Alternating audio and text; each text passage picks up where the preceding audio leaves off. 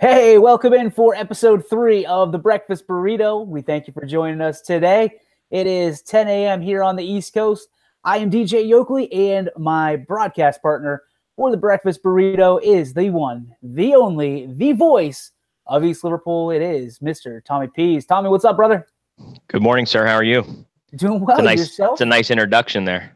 Feels special. Only the best for you, my friend. Only the best for you.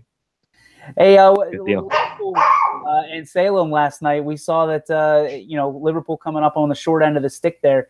But do things look better for the Potters in the old Liverpool town? Yeah, I mean, I didn't go to the game last night, but was able to talk to Coach Conley a little bit this morning and last night, and he said that the effort was 100% better last night out of the Potters. They were able to take a lead into halftime, actually 26-24 into halftime against Steubenville. Unfortunately, like we talked about before we went on the air, the health bug continues to get us down here in Potter country. Roach, not the flu, but he's out with a little knee tweak or a leg injury, so he did not play last night against Salem. But Trey Sean was able to come back from the long outing of the Flu A, and he dropped 14 points on Salem. So we just ran out of gas, I guess, in the fourth quarter. And I'm sure a lot of that had to do with, Trey Sean getting his legs back under him again after being out for so long. But it's 4 games straight now. We've been without one of our top 2 scorers. And, when you got kids averaging, one kid, Roach is about 18 points a game and Trey Sean's right under him about 17 points a game. That hurts, especially when you play, a team as talented as Salem. But they hung with them early, and also another good showing out of O'Hara last night. We talked about him yesterday, how he's starting to come through with, starting to, learn how to score, be a scorer as a young sophomore. He's definitely a threat on the defensive side of the ball, but his upward tick in points continues, as he was the second leading scorer on the night with 13 points. So, hopefully, Roach will be back Thursday for the big game out at Beaver Local, because I know, like we talked about yesterday, Beaver Local is going to be chomping at the bit to come back and hand us a whooping like we handed them at the Fieldhouse. So I'm excited for that game, and just hope that we can be fully healthy and ready to go. No, it sounds like the Potters turning the corner, which is always a good thing for the Basketballville USA down in East Liverpool. So good to hear, and hopefully everybody gets well soon with that Flu A. That's nothing to shake a stick about. I checked it out after we concluded that with the burrito yesterday. Man, it's not just here; it's everywhere. Everybody's kind of taking a back seat to this thing. So it'll be interesting to see how this kind of affects sports and activity in general here in the United States, as we keep going. But hopefully everybody's healthy down in Liverpool, and at least on the road to recovery. So, Salem is a tough team. I've seen them a couple times now. Chase Ackerman, Mitch Davidson, 2 absolutely athletic studs for the Quakers. So they had their hands full as a healthy team last night, and being able to hang in there, without a couple of their key players, that's big for the Potters, and I think it might help them down the stretch. Absolutely. Yeah.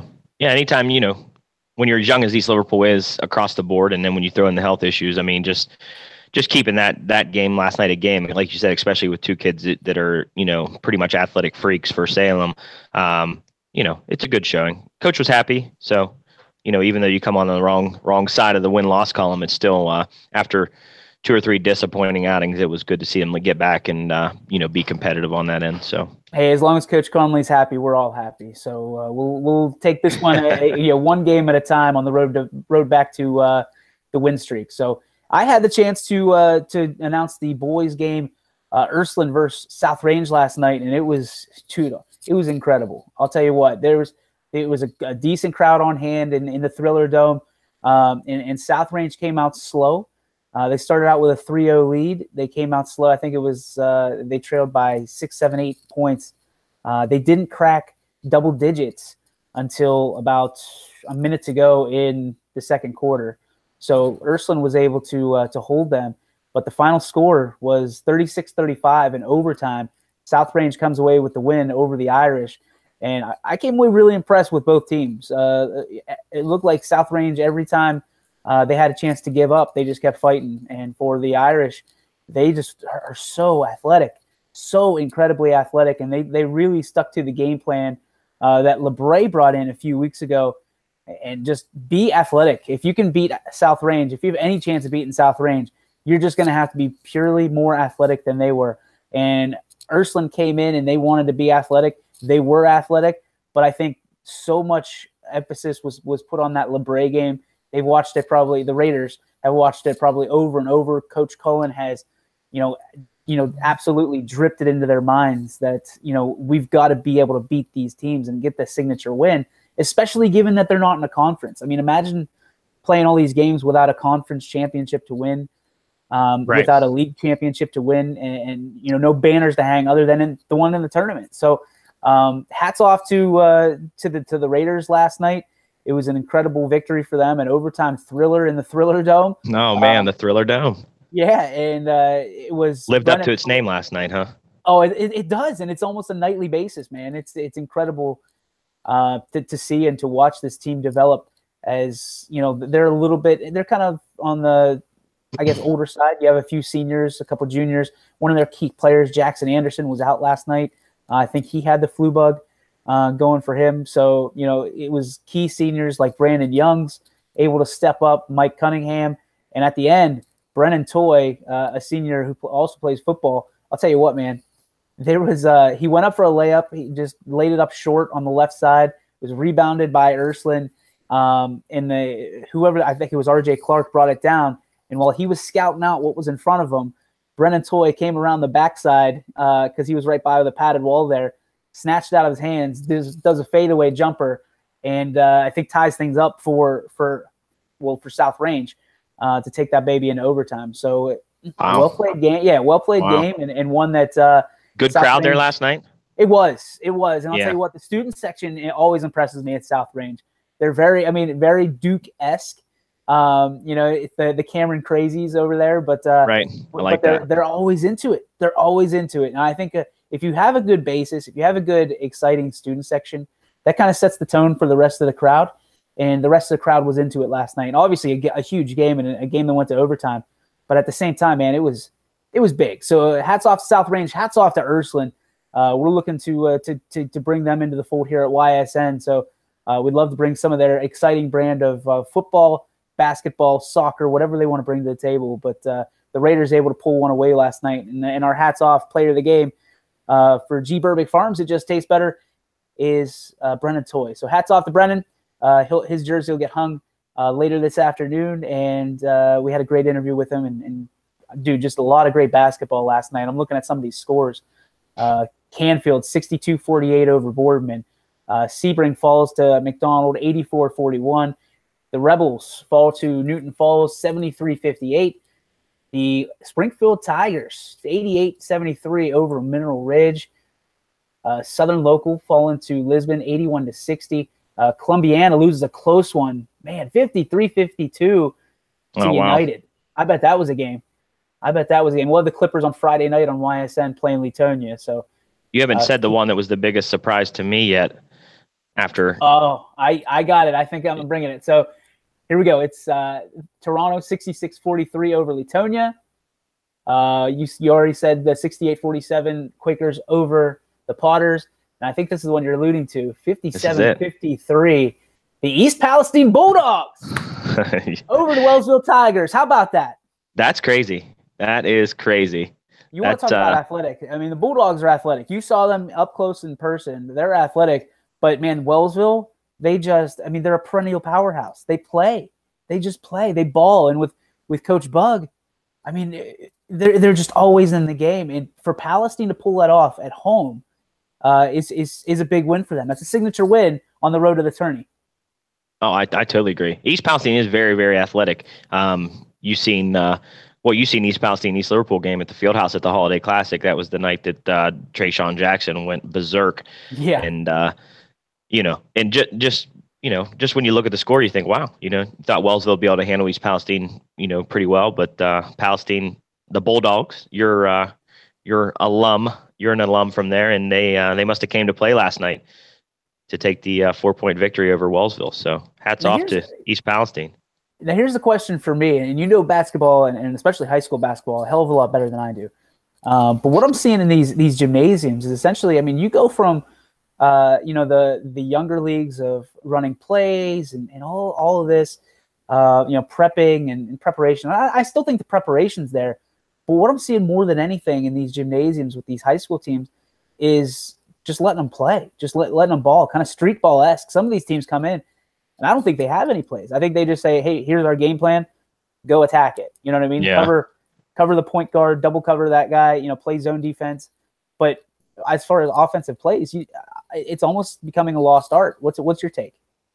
Well, I mean, it just comes down to you just kind of simplify everything on the offensive side of the ball. I mean, in transition, like you said, you see a lot of freelance and a lot of street ball style basketball. When you do have to set up, you see a lot of simple motion and pass and cut offense, which is kind of street ball-esque. So, yeah, I mean, and I think the sometimes especially at the younger levels, when you set up an offense, kids are just going to a spot because they feel that's where they got to be in this offensive play, or they run only this certain way because that's how you're supposed to run the offense. When, ultimately you should freelance a little bit and, try to find open spots if you can. And I think that's what you do at the high school level, simple, pass and cut offense or simple motion offense to try to, to get the easiest bucket possible. But yeah, definitely as, the gameplay changes, and you see it in college and the pros now too. I mean, it's pretty much you got one or two scorers on each team. Everybody else is a role player, and you build the offense around them, and go for it. So yeah, I mean, the old school ways of basketball are definitely on the decline, as the pace of the game is just, it's crazy how much it's changed. And, you see a lot of high school coaches today just, pretty much preaching, get out and go. Let's go, rebound and go. You don't see too many kids, getting a rebound, handing it off to the point guard, and the point guard walking the ball up the floor, setting up an offense. You don't see that. It's pretty much, get out and run. And which I like, because I think it makes for a more exciting product. Yeah, surely is more exciting. But would you say that, going from set plays to basically transition basketball is good for the game, or do you think it's just the way the game has evolved?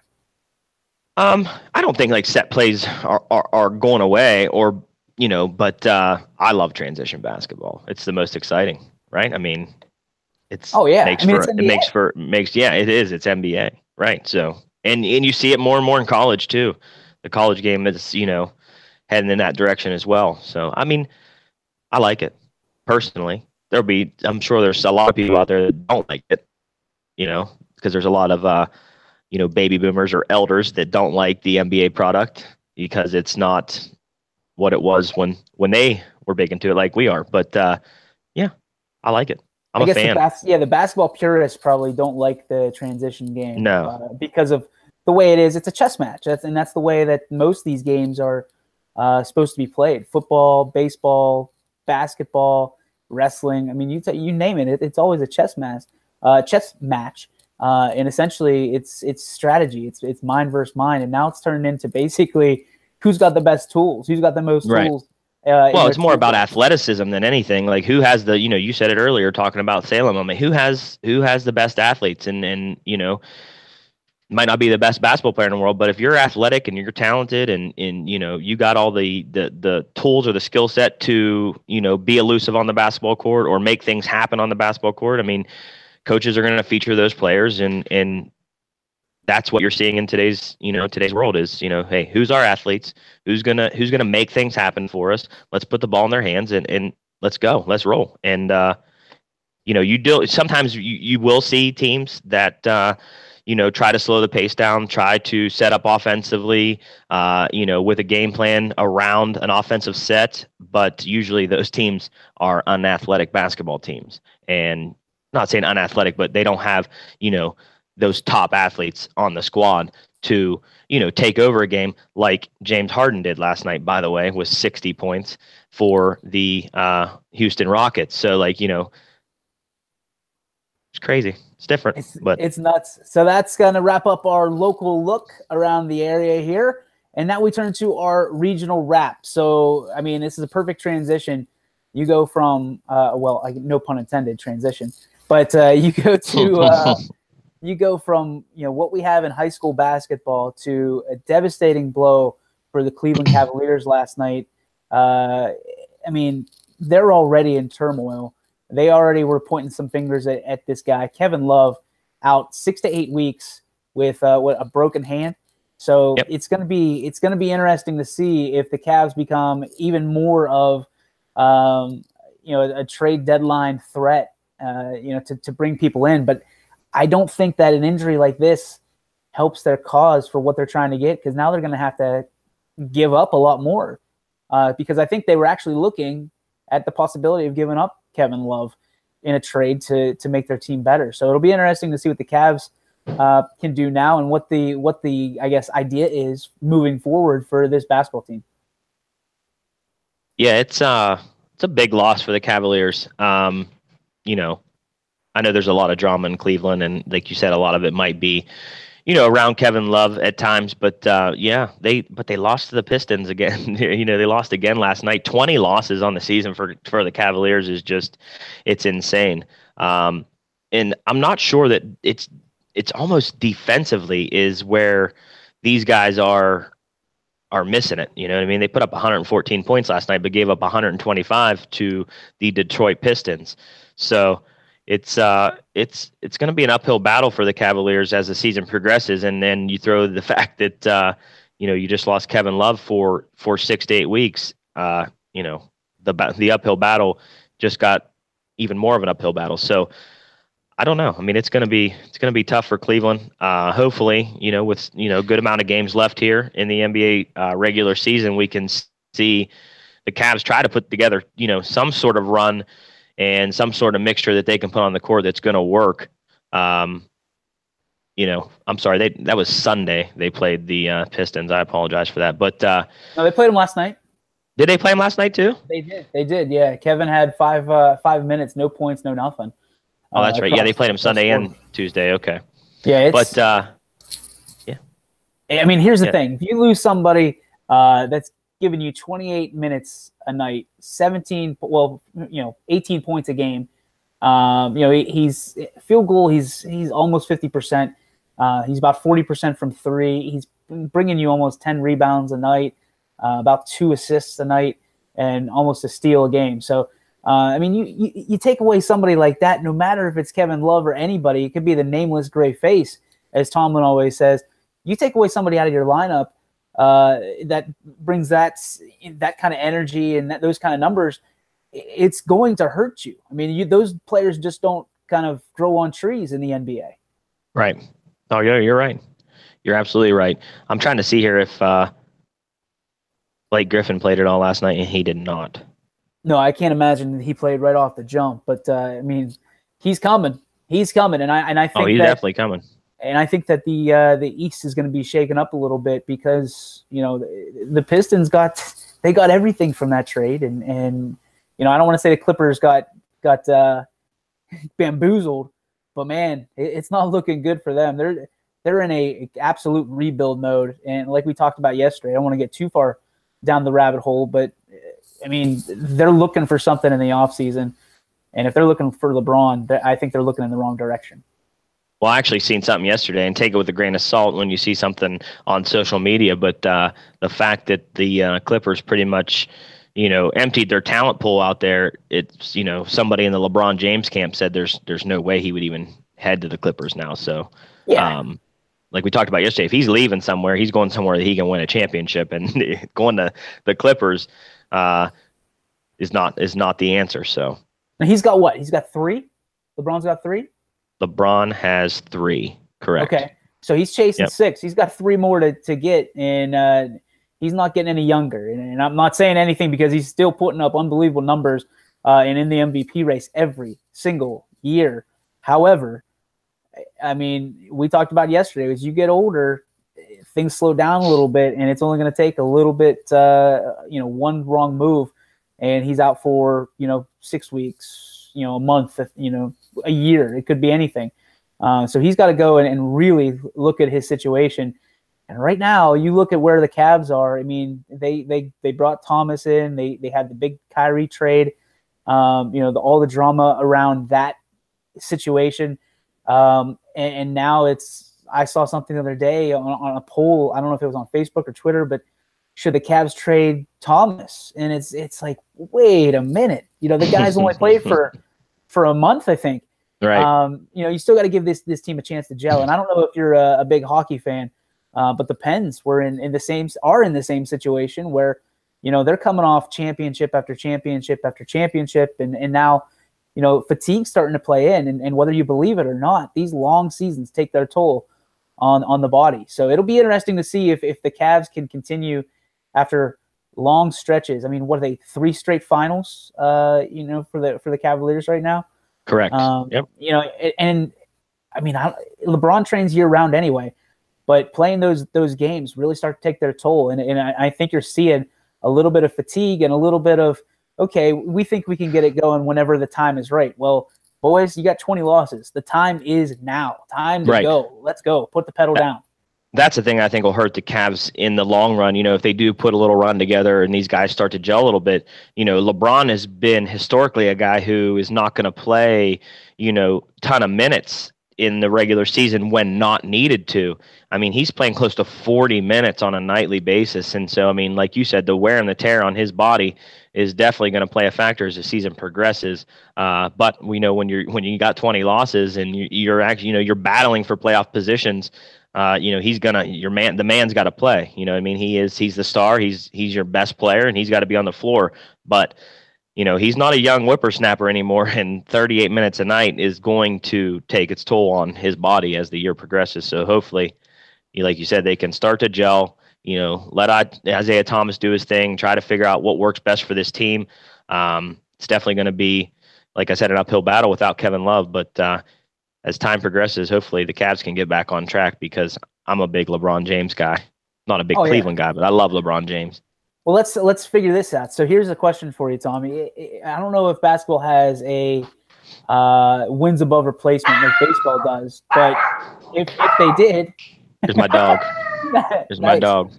If they did, oh my goodness, what would this bring to the table for Cleveland? I mean, where's Kevin Love's win above replacement?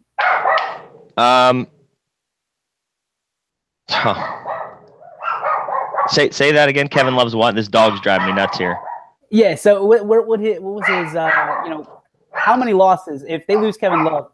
How many games could they have lost, or won with or without him?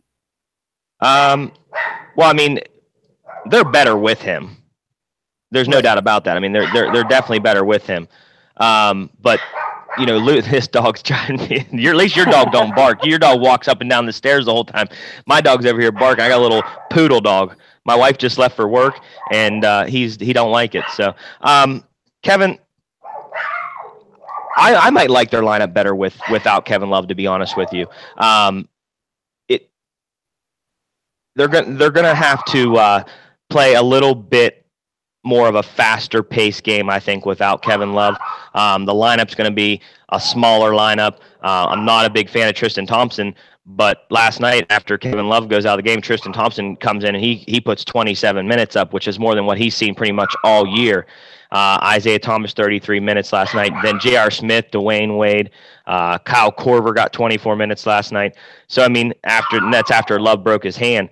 So, I mean, you're going to see, hopefully, a faster pace offense. But the main concern for me losing Kevin Love is an already struggling Cavs team on the defensive side of the ball loses a pretty good defensive player. Right. So, if you're giving up 125 points to a Pistons team who really does not have a star. I mean, Andre Drummond, possibly the biggest name on the roster until Blake Griffin comes on board. But to give up 125 points to Detroit Pistons, it's not good. It's just not good. No, not good at all. And I think that kind of, entails what my thoughts are too. No matter who you put in that lineup, it's not going to be Kevin Love. And I mean, you think about if LeBron broke his hand, heaven forbid, broke his hand, he was out 4 to 6 weeks. Now, Kevin's not a LeBron, but he's he's a superstar in his own right. He's one of those guys. Cavs fans were begging for so long to bring Kevin Love and let him play with LeBron. And I don't think they got their championship, but I don't think they got exactly what they wanted out of Kevin Love. I think that he was meant to be a semi-superstar and, run the Timberwolves or, the UCLAs and teams that aren't really contending for championships. And I say that with all due respect. But Kevin Love is one of those guys that's a big fish in a small pond guy, if that makes sense. I think the light was just too bright for him here, or is too bright for him in Cleveland. And he does not like being similar to Kyrie Irving. He doesn't like being second fiddle because he's never been it his entire life. But when you're playing with LeBron James, guess what? You're always going to get that second chair. There's no chance you're going to play number one. Not only that, then, being behind LeBron James, like you said, second fiddle, but the fact that when you play with LeBron James, the media is just going to be all over every single thing that the organization does because LeBron James is there. So, LeBron James sells tickets, he sells news, he sells sports. I mean, he's LeBron James. I mean, he's the man. So, yeah, it's a difficult situation for whatever star would go there. So, here's a question we kind of off the mark here. We didn't go over this in the production meeting, but what I would ask you is, I'm seeing stuff all over the map with these athletes, and I get it. Athletes are role models. Kids look up to them. I did the same thing. I still do now. I mean, there's still athletes that I look up to and say, man, I love the way he characterizes himself. I love the way he carries himself on and off the field or the court. Are we putting too much stock into athletes nowadays with the ESPNs of the world and things, the media that's 24/7 around the clock? Should we be asking LeBron James political questions? And I guess more than just that, should we be asking athletes political questions and really care about the way they feel? Here's my thought on this, and somebody's actually asked me this question before. These guys, professional athletes, actors, actresses, they put so much time into their craft, into becoming, a great athlete. You don't just wake up and become LeBron James. Okay. So granted, he was born naturally gifted, but all these guys, they do nothing but work 24 hours a day, 7 days a week at their craft to become great basketball players, to become great actors, actresses, Hollywood, however you want to term it. So how much do they really know about politics and about what's going on in the worldly views? They have so much, there's so much stock in what these guys say. And because they're on TV all the time, they're on kids' phones, they're on YouTube, they're on Instagram, they're on Snapchat, they're on Facebook. I mean, famous people in general are in the faces of all of us all the time.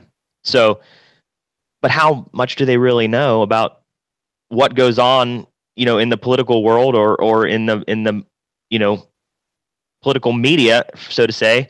And they always want to they're the first ones to give their opinions, and, everybody's all over what they say all the time. So it's kind of like, I don't really pay attention when those, when the famous talk about, worldly views or world politics, because I feel like there's always an ulterior motive behind what they're saying. Yeah, that makes sense. I'm with you. Absolutely. I think that let's be realistic here. I don't think that anybody's going out of their way, and I could be way off the mark here, but I don't think anybody's going out of their way athletically to answer questions about, what's going on politically or the things, you always get the thoughts and prayers with, if there's a natural disaster or there's something bad that happens. Obviously the Michigan State situation, we're hearing that a lot.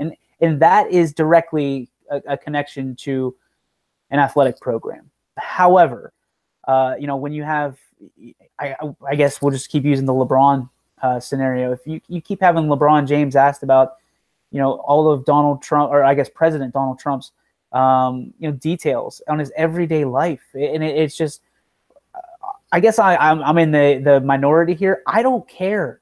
Me neither. I don't care what he says about how he feels about politics. I mean, I guess to each their own.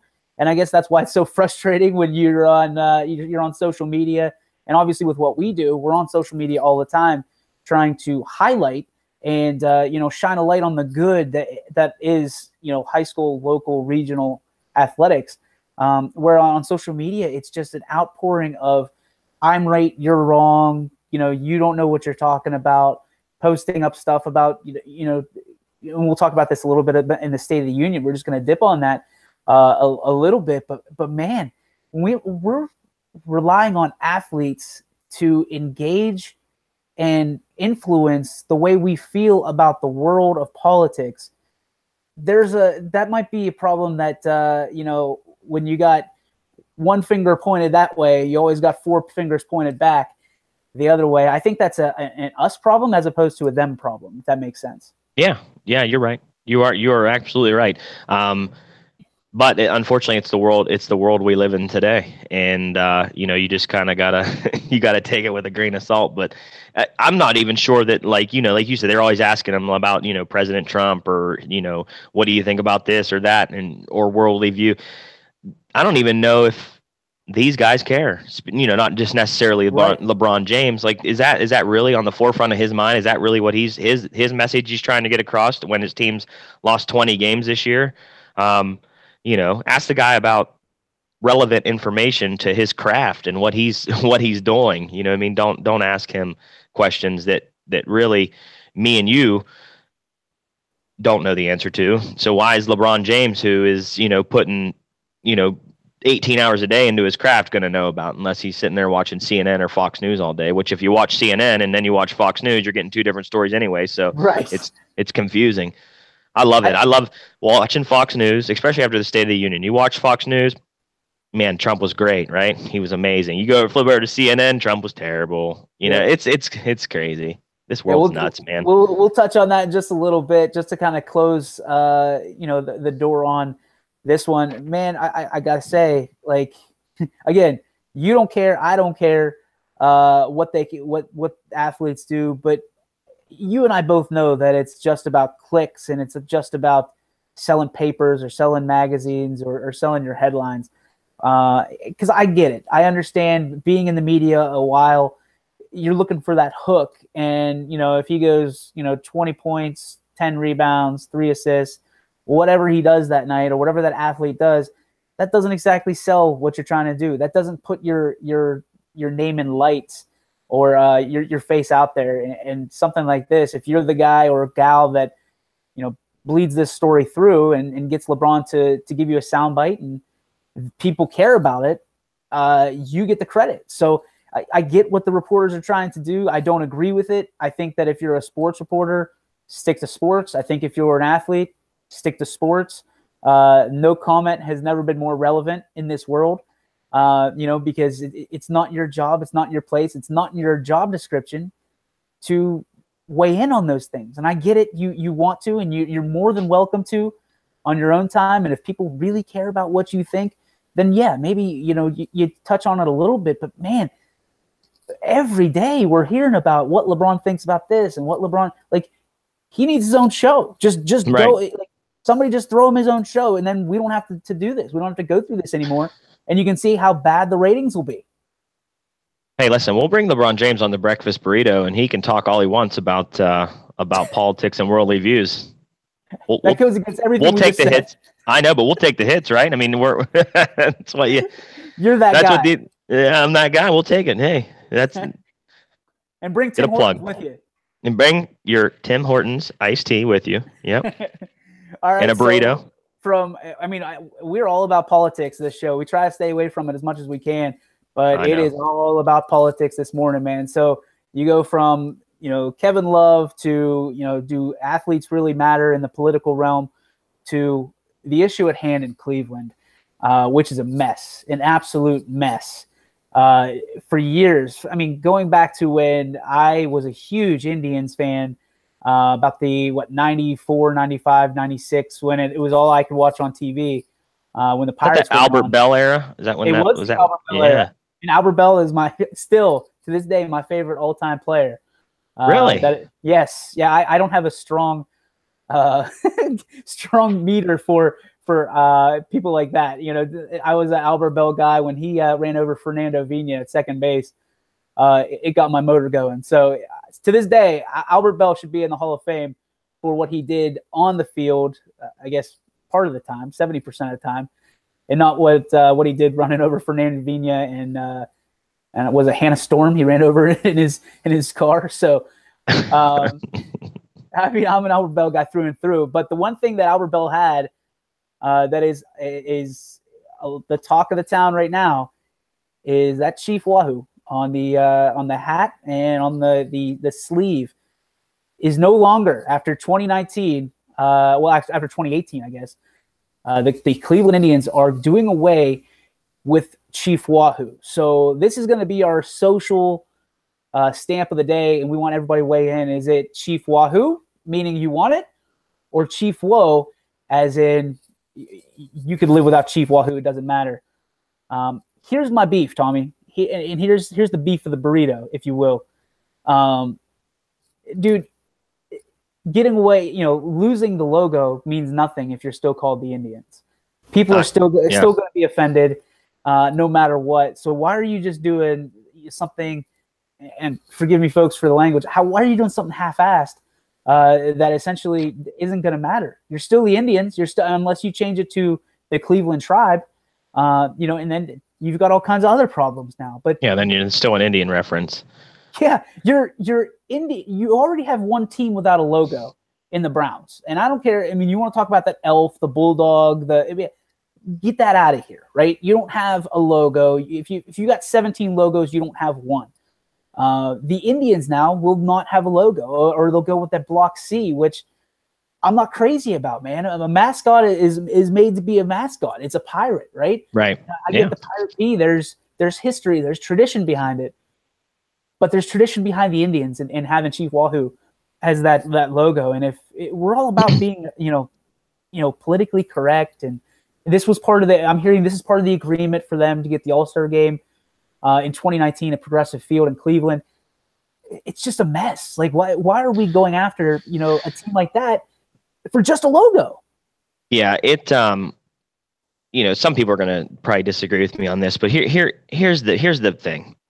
The Chief Wahoo has been Indian related for 71 years. Okay, 71 years, double mine in your lifespan. Okay, and this is the problem with the world today. Why in the world is this even an issue? Right? Why is it even an issue?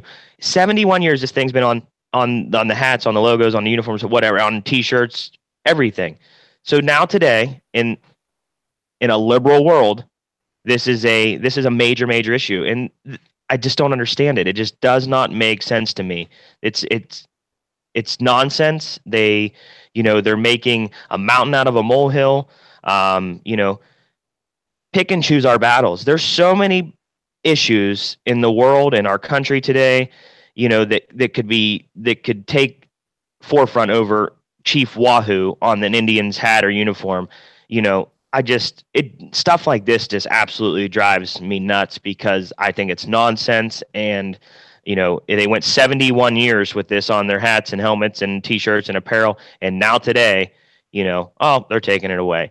And for what? To make a few liberal groups happy, to please the MLB so they can get the All-Star game. It's history. You know what I mean? It's history. So let it be. Let it be. It's not affecting anybody. It's not, it's crazy. These are the things that drive me nuts in today's world. It really does. I don't know.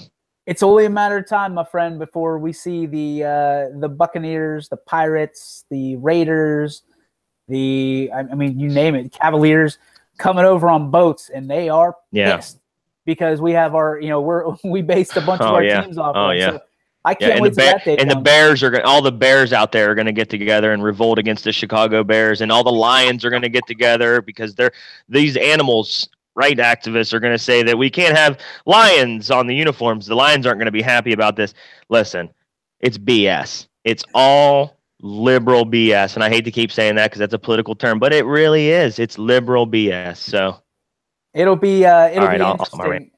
No, you're good, man. This is what it's all about. It's open. And we're here. We're a couple of fans, and we want to get it out there. And we're the voice of the people. You gave that title to me yesterday, or the voice of the voiceless. Voice of the voiceless. You are the people's voice. You are the people's champ. Oh, I'll take that. The people's if you smell what I'm cooking, you know what I mean. You're cooking some Tim Hortons iced tea, I think. Oh man, it's really good. We're gonna get. Hey, they're gonna sponsor our show. I'm telling you, it's gonna be like the Tim Hortons breakfast burrito. It's coming. I'm telling you. That'd be awesome. That'd be awesome. But yeah, dude. I mean, I saw a story, and I don't know if this was one of those like rib stories where somebody's just making fun of the situation. But I saw that someone said that they are offended about Notre Dame being the Fighting Irish, and they want the name changed. No, listen, it's going to be, like you just called it, it's going to be a snowball effect. It's going to go everywhere. It's going to be like the Pittsburgh Golds in you know what I mean? That's what we're going to be in the Cleveland Reds. I mean, well, I don't know. Yeah, it's incredible. I mean, well, did you hear the story about the Reds actually? They were looped into one of these conspiracies, and they don't want to be known as the Reds anymore because it's racist. The Reds were the Red Legs because they wore red socks. Right. It has nothing to do with racism. It has nothing to do with color, other than the fact that what color socks. And if we start, right now, I'm putting it. This is live. If we start picking fights because of what color socks we wear, the black socks, the white socks, the red socks, the red legs, I'm out. I'm out, man. That's it. That's when I'm just like, this world is not worth it anymore, and sports is not what it used to be. If we're more concerned about what the team is on the hat and on the sleeve, there are issues, and I think we're there. We've officially capped out where we're supposed to be in America. And if you're worried about this, if this really concerns you, man, I wish I had your time. I really do. Right. I'm 100% with you on that. 100%. Okay, man, this is going to be a rough transition. You go from, we both, again, before we skip on, Chief Wahoo, hashtag Chief Wahoo, or hashtag Chief Whoa. Check us out on Facebook. It's YSN Media, and check us out on Twitter, Instagram, and let us know what your thoughts are, because, I mean, this is rough. It's just rough. It's a rough situation for Cleveland, a rough situation for their fans. And the Major League Baseball is not helping at all with making an incentive in the All-Star game, because they get rid of their long tradition. You said 71 years of a logo. So since 1947. I know what they're trying to do, and I know what they're going to do, and it's not going to end well. So they'll sell a few extra T-shirts this year with Wahoo on it, and I guess back to the Block C. Which actually, if you go back in history, because I love uniforms. I mean, you can see I love gear as you do. If you go back, it actually looks like the Cleveland Indians logo C is similar to, I guess they compare it to the Cincinnati Reds C now, as well as the Chicago Bears C that you see, kind of old time. So it'll be interesting if they go back to that, because I think that would be a better way to do things, as opposed to sticking with that Block C and just making that everything. Right. But hey, dude, I know you're not a huge college b-ball fan, but Pitt hoops.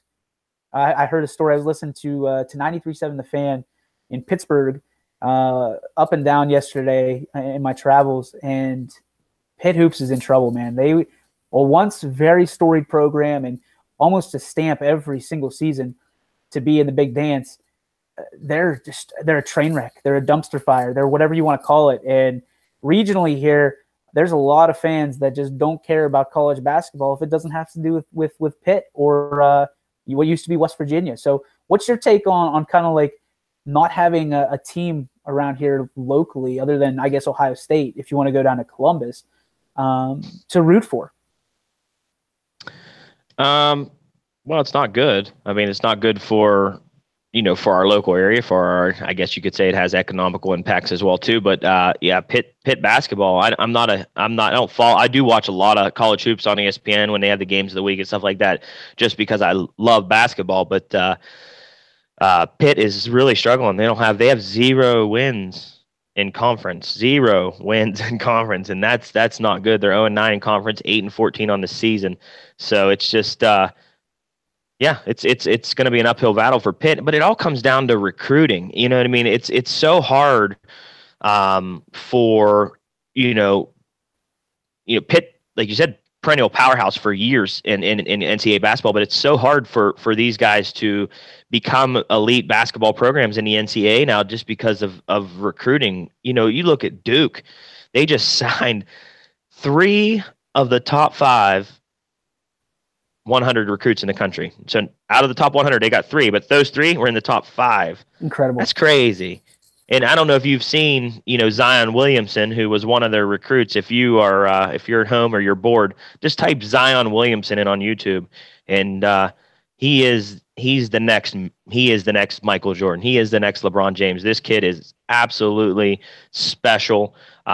He is a left-handed, 6'5", 6'6", built like LeBron already. He's a man among boys in high school basketball, and he puts down dunks like you've never seen before. So Zion Williamson, if you're listening to this podcast, you, DJ Yoakley, whoever at home, YouTube, Zion Williamson highlights, and just be absolutely amazed at how special this young man is. So anyway, back to Pitt.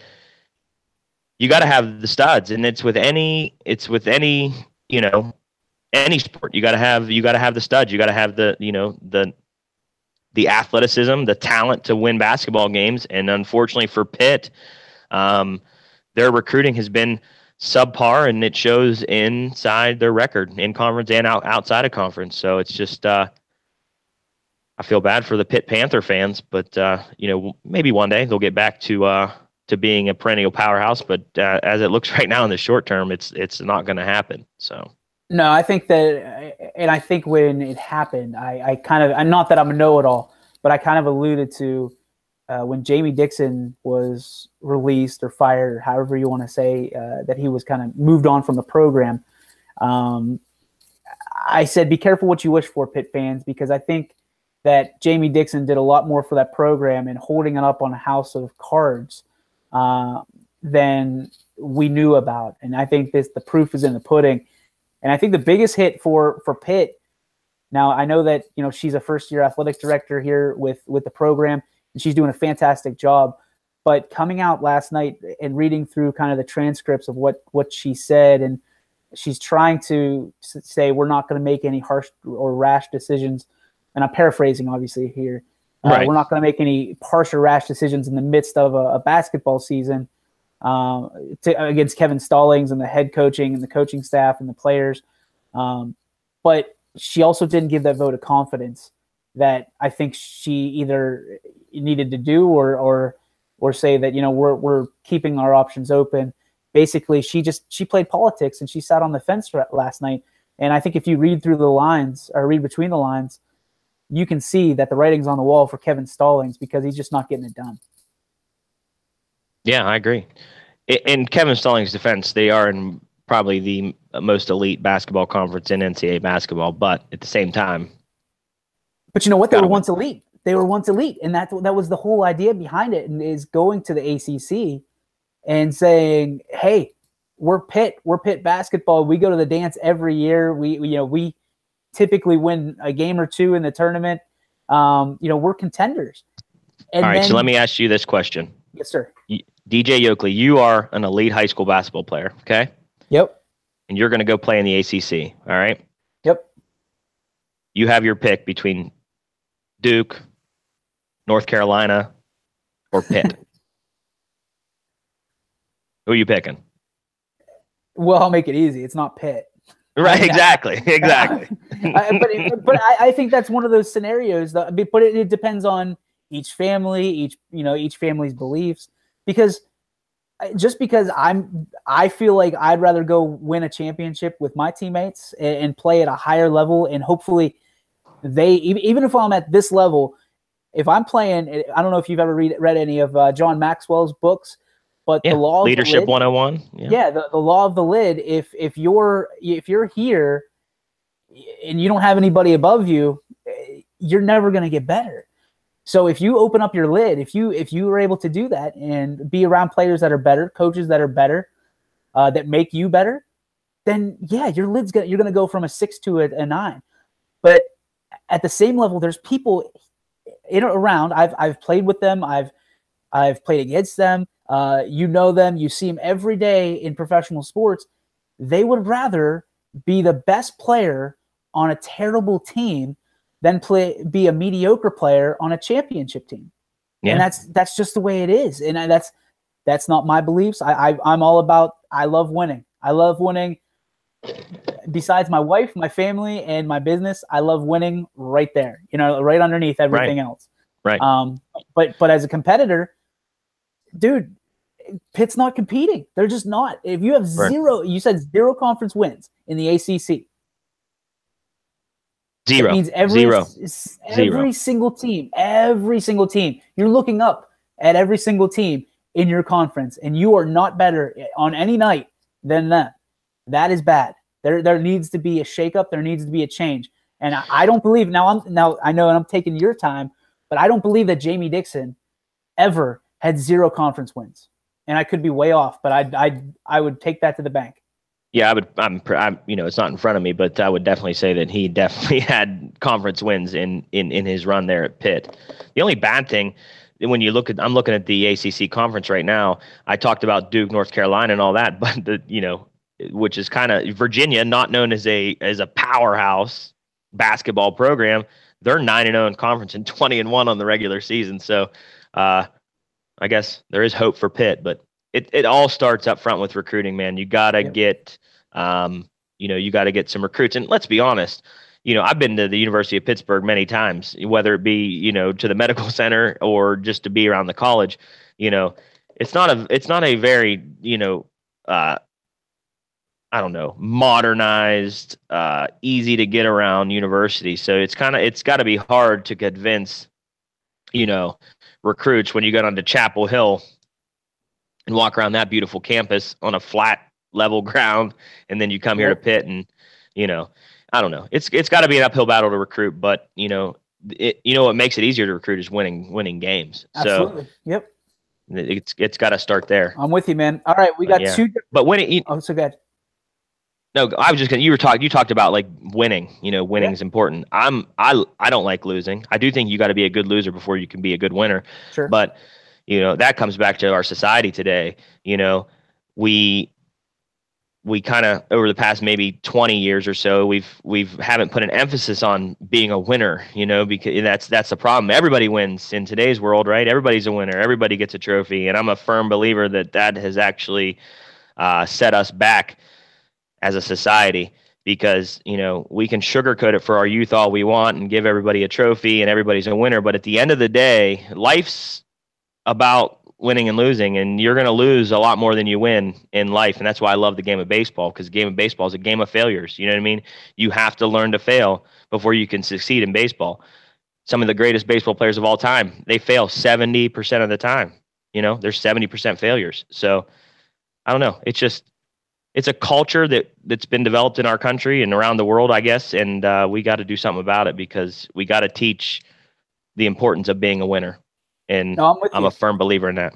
I'm with you. We got a couple things to go through before we wrap up the burrito for the day, but I think it was a good transition, man. We wanted to just touch on the State of the Union address last night, and I think you pretty much summed up everything that I wanted to talk. I mean, there's a couple things in there. There's a couple great things that the president said last night, or things in general. I don't know if they're good, bad, and different to you at home, but to me personally, they were good. And I think that we have the same beliefs as each other, obviously, and I think that we have the same beliefs as our active president, who believes in, hey, high tide raises all boats. He's trying to bring everybody together, and we've never been more of a segregated country than we are right now.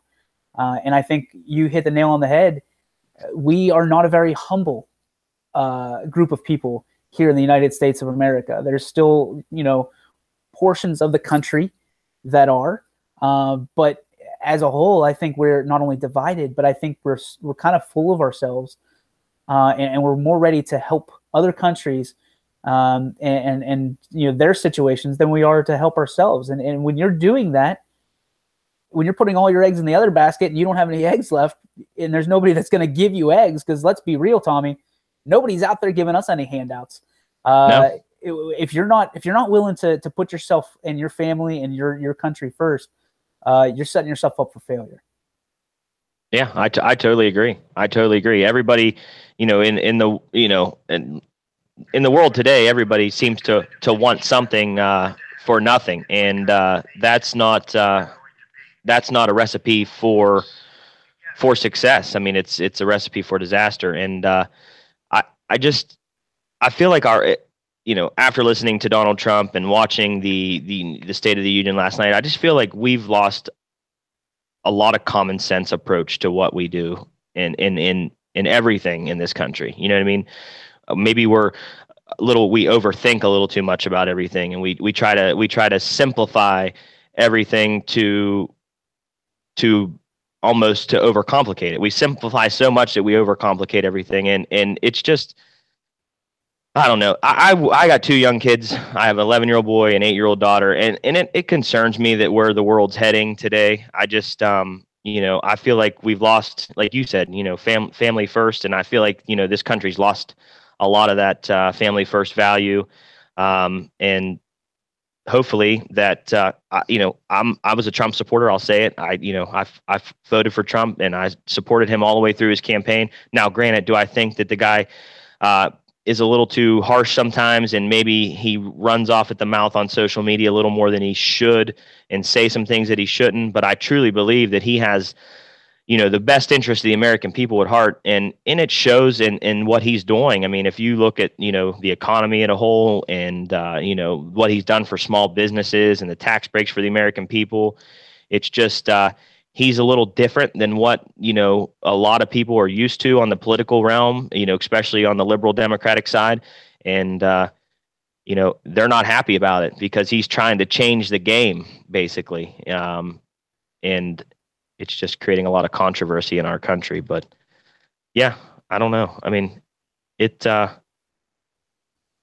I think that more people are for Donald Trump than what the media lets on. I'm with you 100%. And here's why, because here's what he's doing, at least in my humble opinion. And I'm in no sense of the word a political analyst or anything like that. Oh, but I see what's happening. I see what's happening in my household, with my wife, with my family.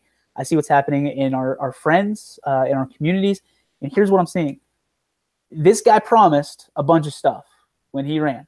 All right. The president, as he ran as Donald Trump or candidate Trump, he promised the world, and he said, we're going to do this. We're going to do this. We're going to do this. We're going to do this. As a society, we've become so numb to what politicians, and I being a politician, technically, can advocate, is we've become so numb to politicians saying one thing, getting in office, and doing nothing at all. But our president now, we asked for change when Barack Obama was running and became president. We asked for change when we were promised change when he ran the second time and won. And now we're finally getting change. And change is something that people either love or they hate, right? It's always going to be, there's always going to be growing pains. And people don't like change because they have to adjust accordingly.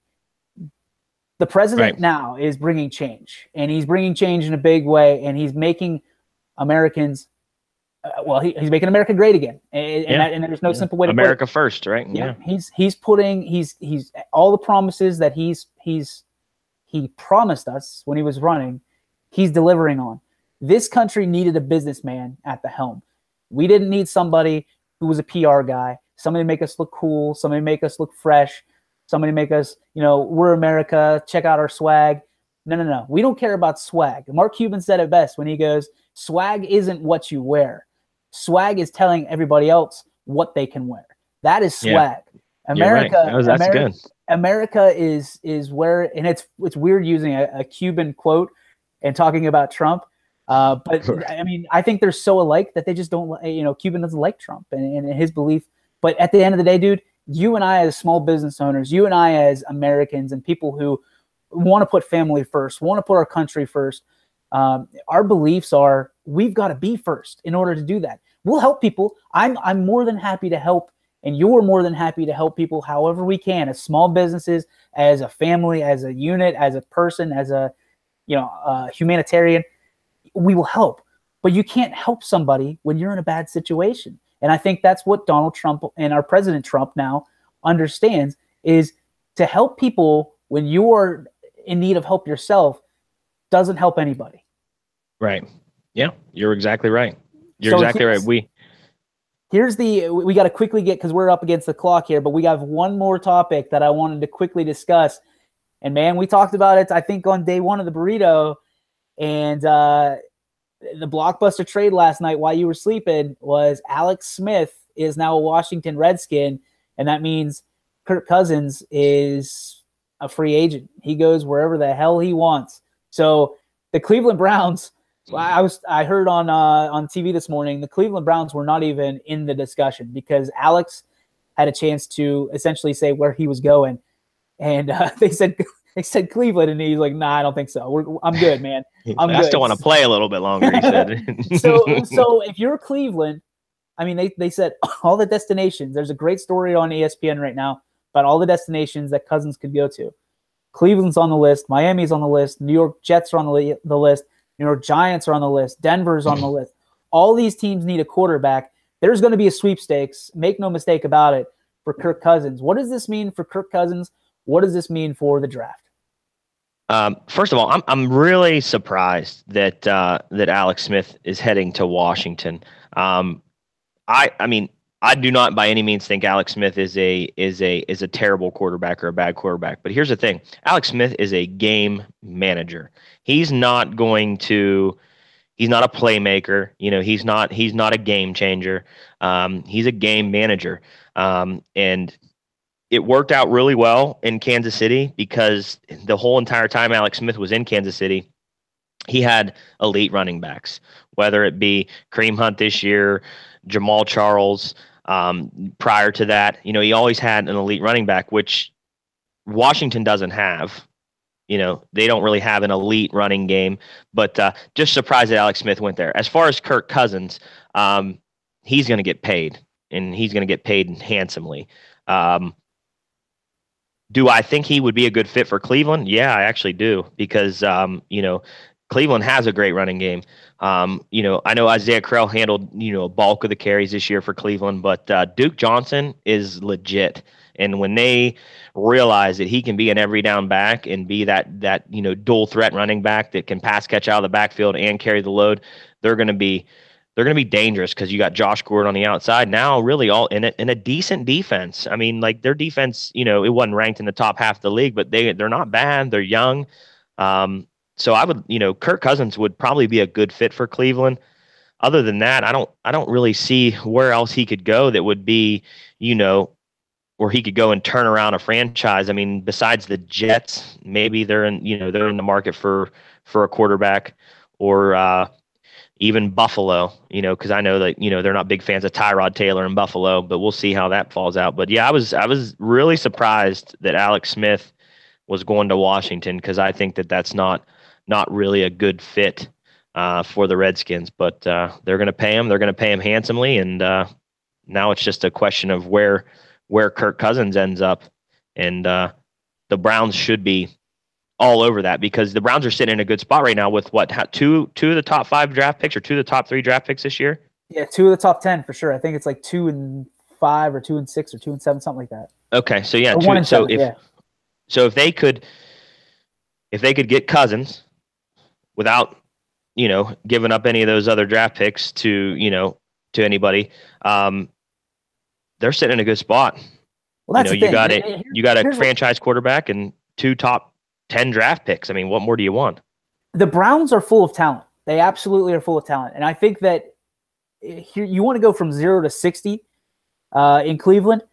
Here's your chance. You go all in. I mean, you take all your chips and you just shove them on the table, and you say, Kirk Cousins, if you want to be the starting quarterback, and you want to be the guy that changes the mentality in Cleveland, and you want to be immortalized, come here, because we have the number 1 and the number 5 picks in the draft or whatever it ends up being. I apologize, Cleveland or Cleveland Brown fans. I don't know that off the top of my head. We don't look to the draft every year as a Super Bowl. But that being said, listen, if you get Crowell, great running back. Duke Johnson, great running back. But if you get Kirk Cousins and you get a top elite receiver on the other side of Josh Gordon, you already have Corey Coleman, and then you pick up Saquon Barkley, oh my goodness. I mean, you're talking about 8 wins. I really believe. Oh yeah, you're playoff could be a playoff team immediately. Yeah, they are in a position, and they cannot screw this up. They can't screw it up. They just can't. I mean, you're right. If you put all the chips on the table and then you say, Mr. Cousins, here you go. Here's everything you wanted, and he says no, you tried, right? You put your best foot forward. You tried. He doesn't want to come to Cleveland. They have, whatever, for whatever reason, if it's family, if it's he doesn't want to take it, and I would get it. But Cleveland's got to go in, man. They got to go all in. And if they don't, then you look to the draft to hopefully, land somebody. And like you said yesterday, pick a quarterback and then pick the one you weren't going to pick. But you have to have Saquon Barkley. I mean, you got to take him. You just got to take him. And I don't know. I was a huge Josh Allen guy. I think if he falls to Pittsburgh, where they're picking at 27, 28, something like that. At the quarterback from Wyoming. Yeah, if he falls to Pittsburgh, I think you got to take him. I don't think he'll fall that far. There's too many teams that need a quarterback. The stock's so high on this guy. We're hearing knocks on him now. But if you watch enough tape on anybody, you're going to find some flaws. They said he's not accurate. Completing like 54% of his passes in college, and they said no quarterbacks ever made a transition to go from like 54 or 50% to 60, 65%, which is what the elite quarterbacks have in the NFL. But you don't take into consideration the drops and things of that nature, and the style of the quarterback, and the team that he has now. You imagine if Josh Allen. Now, I do not want to retire Ben Roethlisberger. Well, he's Big Ben 2.0, really. I mean, you hear that all the time. You hear, Paxton Lynch was Big Ben 2.0. Blake Bortles was Big Ben. I mean, everybody's Big Ben. You're right. Anybody that's 6'5" and a little chubby is Big Ben. So I mean, it's one of those things where, but I mean, watching, and I'm not a huge, watch him on TV, watch these skill drills, but watching Josh Allen, he's got a cannon, man. And I think if he can hone it in a little bit, he's going to help some team out. And if you have a receiver with the talent level of Antonio Brown on the other side, and you can drop it into the bucket. I mean, we've seen. I know that everybody says that Ben Roethlisberger makes Antonio Brown look better, but Antonio Brown makes Ben look really good sometimes. Might be the other way around, in my opinion. Yeah, so it's interesting. I think Antonio still has only caught a touchdown pass from Ben, which is really, really weird stat, considering he's had Michael Vick and Landry Jones and who else? I mean, there's just a plethora of quarterbacks when Ben's almost always hurt or was hurt for seemingly every single season. So, but yeah, man, I think the Kirk Cousins thing is Cleveland's got to go after him. But you're going to be Cleveland Browns are the only thing that I think that, and I'm not a front office guy, or do I claim to be smart enough to be a front office guy, but when just looking at it, on paper, or, on whatever I'm looking at, Cleveland, like we talked about, has the talent in place at their skill positions right now to do something. And it's probably not the time to go out and draft a quarterback that you got to mentor or, mold as your franchise quarterback, especially with, the players that, they have in place. I think now is the time to go out, especially with somebody like Cousins available in the market, to go out and sign him and try to make the best of the situation that you have in hand. Because if you go out and draft a quarterback that you're going to, mold as your franchise quarterback, by the time he's ready to go, Josh Gordon's gone, Duke Johnson's gone, Crowell's gone, all the pieces that you have in place now aren't going to be there. So that's when it becomes just a continual rebuild. And you're going to fall back into the same trap that the Browns have fell in now for the last how many years, besides that one Derek Anderson year where, I don't know, chips just fell right for him there with Braylon Edwards and Derek Anderson. But Yeah, what happened at the end of that year? Was that that was the playoff year, right? That they had the lead in Pittsburgh, and they played Renegade twice, and That was it. So that's a wrap on the burrito, man, for today. A good. We went a little long, but a good talk, good conversation, and I think we're kicking it up. So hopefully people are out there watching. We're gonna make the adjustment to hopefully I think Facebook here in the near future, so you'll be able to have more interaction with us. But if you're watching, keep watching. If you got any takes or want topics discussed, we'd love to have you on the show. So give us a shout. We'll get you in here on our Google Hangout, and then eventually we'll bring you on Facebook. So for Tommy Pease, I am DJ Yoakley. That's a wrap on the burrito. Take care, everybody. We'll join you tomorrow at 10 a.m. for Thursday's edition. So it's a day. Make it great.